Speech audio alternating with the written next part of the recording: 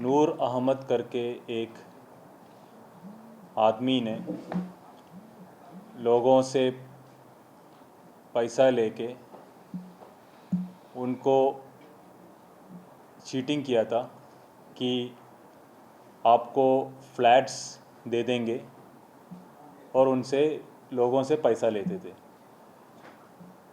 बहुत सारे लोगों से पैसा लेने के बाद नूर अहमद गोवा से फरार भी हो गया।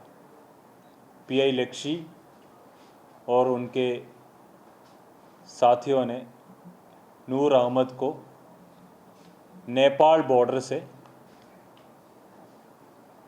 अरेस्ट करके अभी गोवा में वापस आया हुआ है।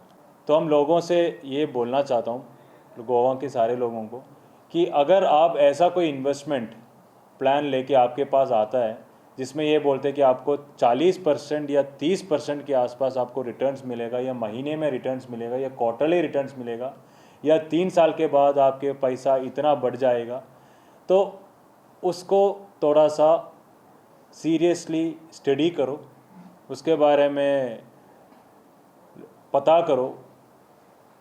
ऐसा आपको लग रहा है कि वो थोड़ा सा जनरल ट्रेंड से डिफरेंट है, तो पुलिस को एक बार बता दिया करो, बिकॉज अभी आजकल ये देख रहे हैं कि ये सारे के इन्वेस्टमेंट स्कीम्स के ये फ्रॉड निकल के आया।